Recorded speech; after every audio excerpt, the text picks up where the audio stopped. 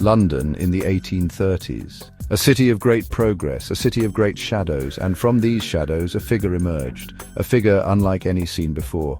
He was spoken of in hushed tones. His name became a byword for fear. They called him Spring-Heeled Jack. This was no ordinary criminal, no common ruffian of the night. He was something more, something stranger. His legend began with whispers, then shouts, then screams that echoed through the cobbled streets and foggy alleyways of the sprawling metropolis. What made him so terrifying? It was his appearance, partly. Witnesses described a demonic figure. Clawed hands, eyes that glowed like burning coals. Sometimes he wore a strange helmet, sometimes a tight-fitting oilskin garment, but most notable, most terrifying was his leap. He could jump incredible heights over walls onto rooftops as if springs were indeed embedded in the heels of his boots.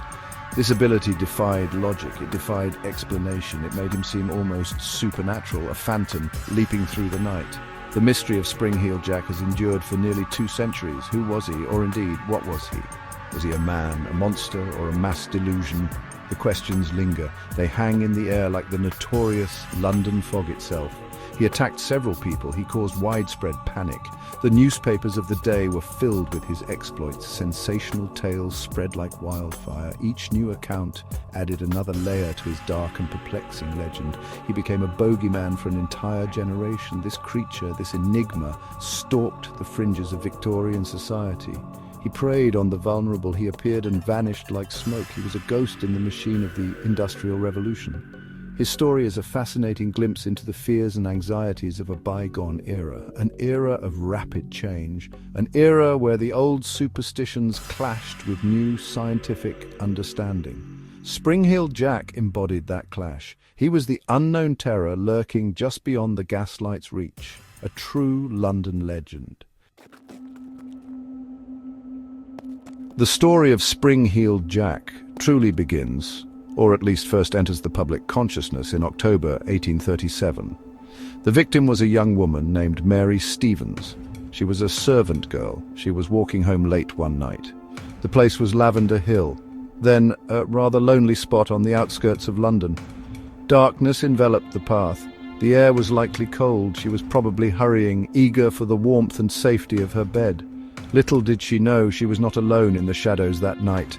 Suddenly, a figure leapt at her from a dark alleyway. He grabbed her tightly. His grip was like iron. Mary described him as tall and thin. He wore a cloak.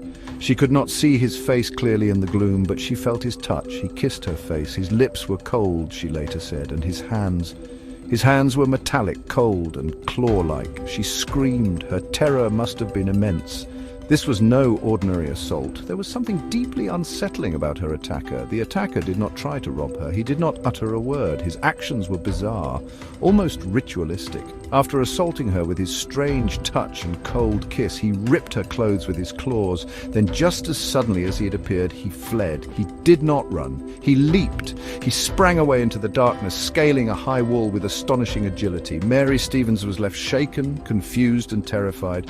Her ordeal was reported. The newspapers picked up the strange tale. The name Spring-Heeled Jack had not yet been coined, but the seeds of the legend were sown. The aftermath for Mary was undoubtedly traumatic. People likely whispered. Some may have disbelieved her. Such a strange story. Claws? A leaping man? It sounded like something from a penny dreadful. But her account was consistent. It was the first pebble in an avalanche of fear that would soon grip London. Her encounter set the pattern for many that would follow: the sudden appearance, the strange non-robbery motivated attack, the incredible escape. The legend of Spring-Heeled Jack had taken its first chilling breath in the cold night air of Lavender Hill. The terror escalated dramatically a few months later. In February 1838, the Alsop family home became the scene of one of Spring-Heeled Jack's most infamous appearances. It was late at night. Jane Alsop, a young woman of 18, heard a violent ringing at the front gate. Someone was shouting, "I'm a policeman, for God's sake bring me a light, for we have caught Spring-Heeled Jack here in the lane." This cry, using the very name that was now spreading fear, was a cunning lure. Jane, perhaps brave or perhaps naive, rushed to assist. She opened the door, candle in hand. Standing before her was a figure that would haunt her nightmares. He was tall and hideous. He wore a kind of helmet. His clothes were tight-fitting like an oilskin, but it was his eyes that seized her attention. They were like red balls of fire. He didn't wait. He grabbed her. He began tearing at her dress and her neck with claws. Claws that she said felt metallic and cold. She screamed for her life. This was not a prank. This was a violent, terrifying assault. Her sisters heard her screams. They rushed to her aid. One sister, Mary, managed to drag Jane back inside. The attacker did not relent immediately. He lingered. Just as they slammed the door shut, he spat blue and white flames at Jane from his mouth. The flames singed her. Then he vanished into the night. Jane was left in a state of shock, suffering from scratches and bruises. The police were called. They searched.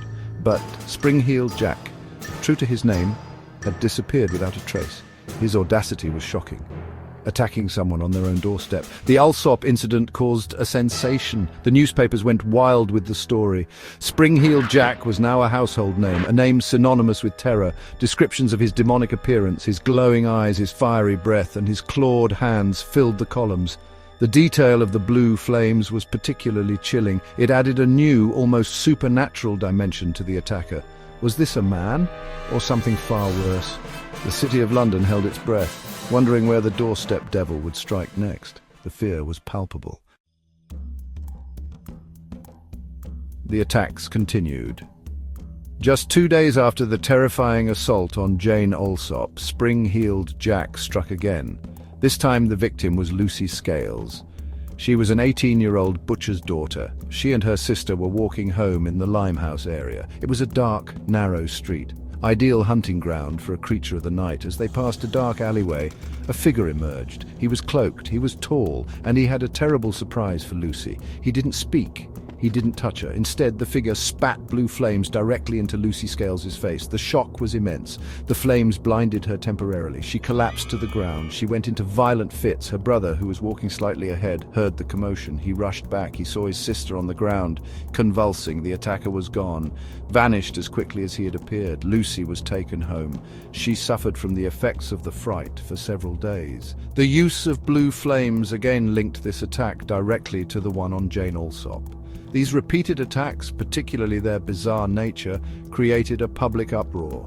London was gripped by panic. People were afraid to go out after dark, especially women. Vigilante groups formed. They patrolled the streets, hoping to catch the menace. The Lord Mayor of London, Sir John Cowan, publicly acknowledged the existence of Spring-Heeled Jack. He revealed he had received numerous complaints. He promised action. Rewards were offered for Jack's capture. The police were on high alert. Yet Spring-Heeled Jack remained elusive, a phantom. The newspapers fanned the flames of fear. Every sighting, real or imagined, was reported. The legend grew with each telling. Was he one man, or a gang of pranksters, or something else entirely? The descriptions varied slightly, but the core elements remained. The leaping, the strange appearance, the terrifying abilities. The attacks on Mary Stevens, Jane Alsop and Lucy Scales cemented Spring-Heeled Jack as a figure of genuine terror. He wasn't just a story anymore. He was a clear and present danger stalking the streets of London. The city was on edge. Section 5. Gaslight and Shadows, Victorian London's Anxious Heart. To understand Spring-Heeled Jack, one must understand Victorian London. It was a city of stark contrasts. Immense wealth lived side by side with crushing poverty. Grand new buildings rose next to sprawling, disease-ridden slums. The Industrial Revolution was transforming the world. But this progress came at a price. The city was often shrouded in fog, a thick yellow pea soup fog, mixed with coal smoke from countless chimneys. These fogs created an eerie, disorienting atmosphere, perfect for a creature of the night to hide. Gas lamps were becoming more common. They cast pools of light on the main streets, but they also created deeper shadows in between. Alleyways remained dark and menacing. The rapid growth of the city meant many areas were poorly policed. Newcomers flocked to London seeking work. Many found only hardship. Crime was rife. The fear of the unknown, the fear of the other was strong. In such an environment, stories of strange encounters could easily take root and spread. The city itself seemed to breed mystery and fear. The press also played a huge role. Newspapers were cheap and widely read. They thrived on sensational stories. Spring-Heeled Jack was perfect material. His alleged deeds were dramatic and terrifying. Each report fueled public anxiety and public imagination. People were already familiar with Gothic tales, stories of ghosts, demons, and madmen.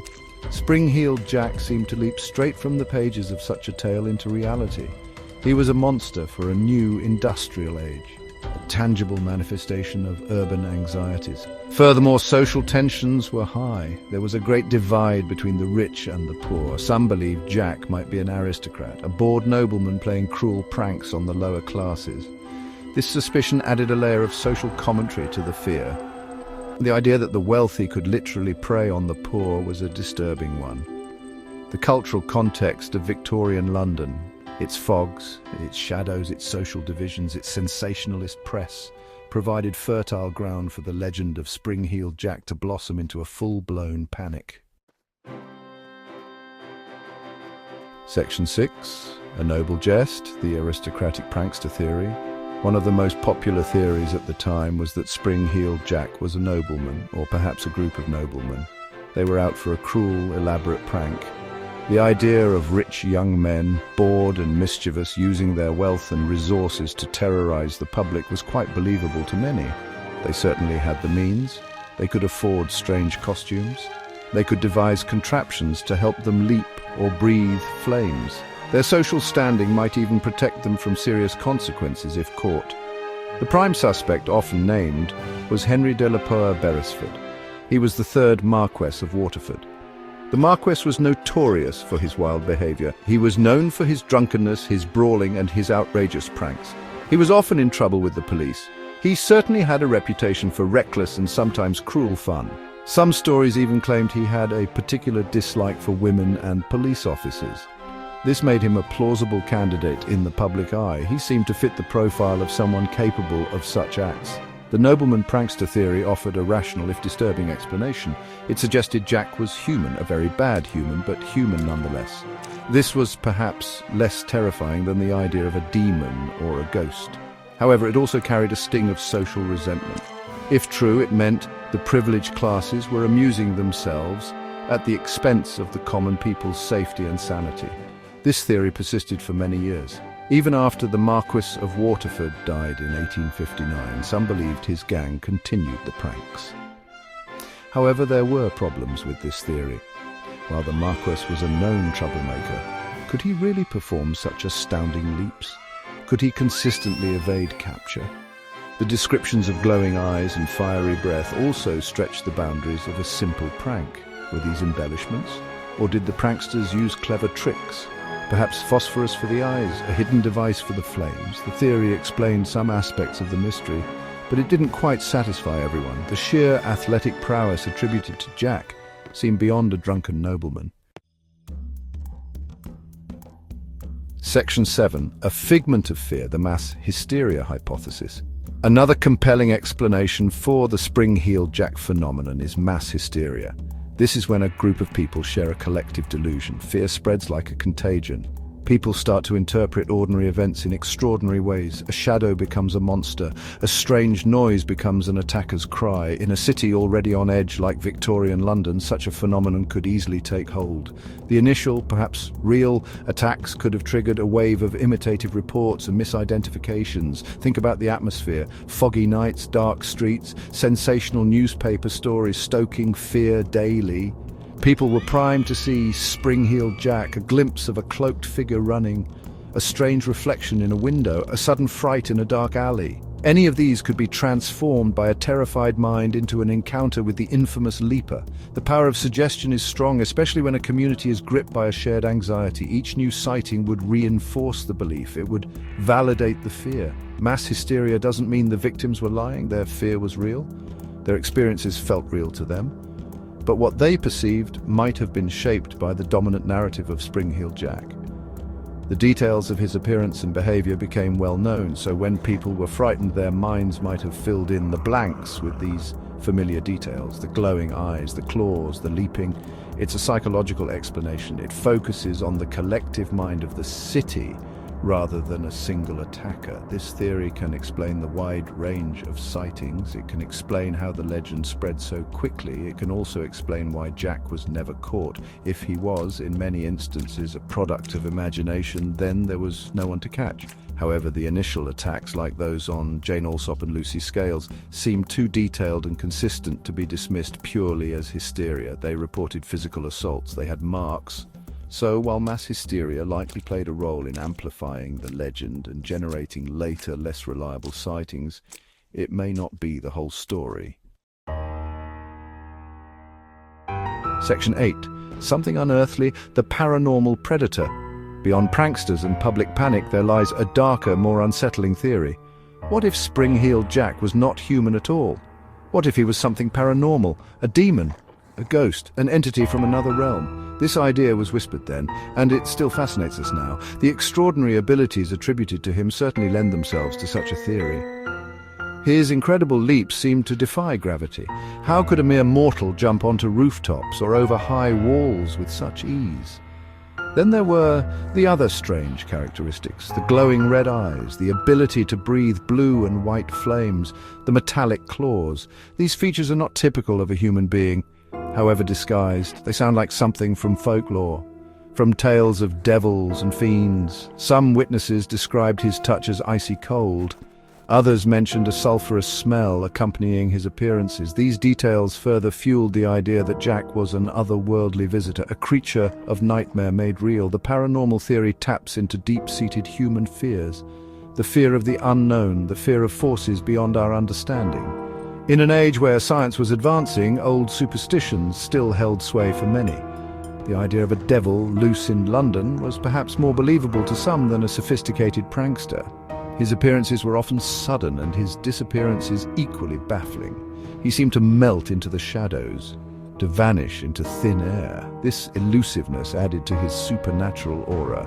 Of course, there is no scientific evidence to support the paranormal theory. It relies on eyewitness accounts, which can be unreliable, especially when people are terrified.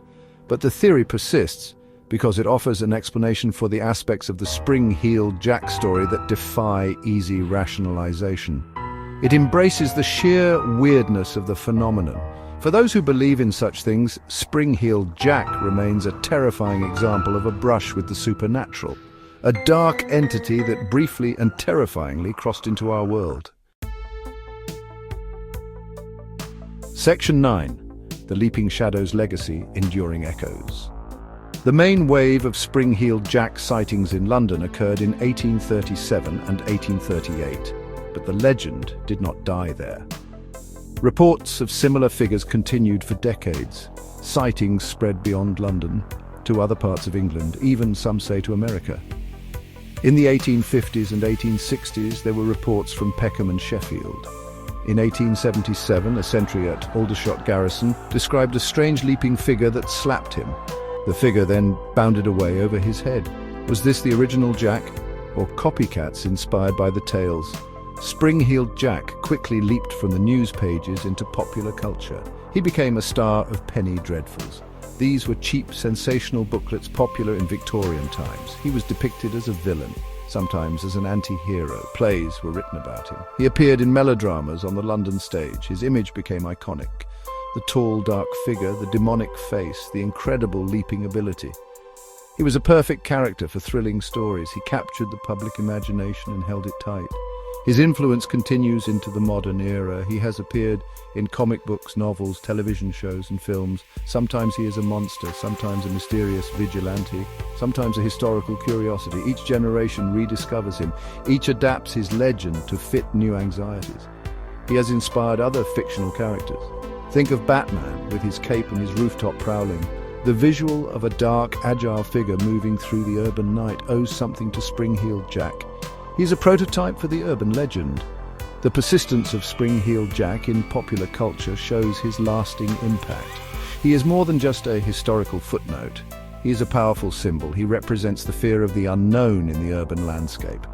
He is the mystery that lurks in the shadows of the city. The fact that his identity was never definitively proven only adds to his mystique. He remains an unsolved puzzle, a chilling reminder that sometimes the most frightening things are those we cannot explain. His leaps echo through time. Section 10 conclusion: why Jack still haunts us. So why does Spring-Heeled Jack continue to fascinate us nearly 200 years later? His story has all the elements of a classic mystery, a terrifying villain, baffling abilities, unsolved crimes, but it is more than just a good yarn. He taps into something deeper, something primal. He represents the fear of the unexpected, the terror of the sudden, inexplicable attack.